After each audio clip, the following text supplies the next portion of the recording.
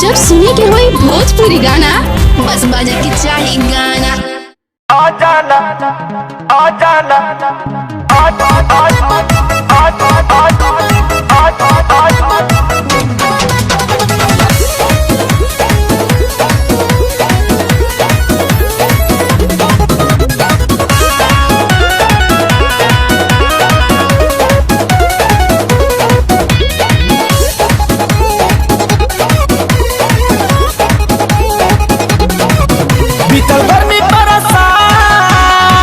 जवानी भइल बट भात बीतल गर्मी बरसात जवानी भइल बट भात आके खाना तो सब बसियाता।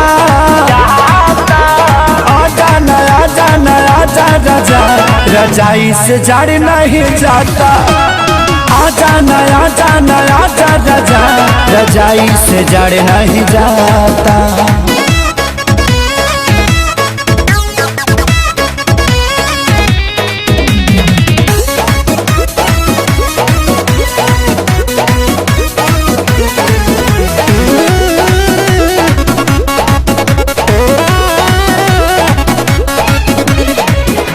जाता न ठंडा के तनो खाता नियंदा हर गईनी के सब जोगा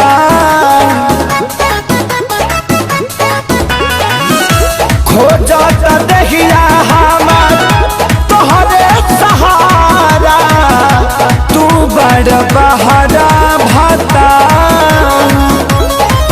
नायकल कटरा कठुआ त हमर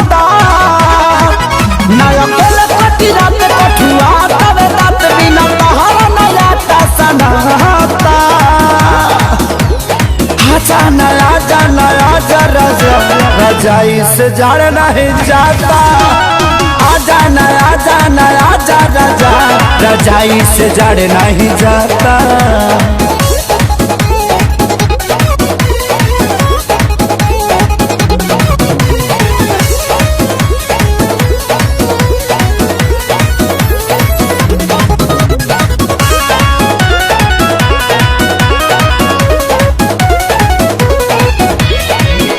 सैया खेसारी हमरा साड़ी के पालू सरकत रे हालो हालो अभी जइबा टिकोड़ा भेटाई बाद में ई झड़ जाई पालो देउरु सोनू आशीष बड़ी बड़ा तवे खीस नील कमल आशीष बड़ा तवे खीस याद राज के न रहन सुहाता। आजा नया जा रजाई से जड़ नहीं जाता। आजा नया जा राजा रजाई से जड़ नहीं जाता।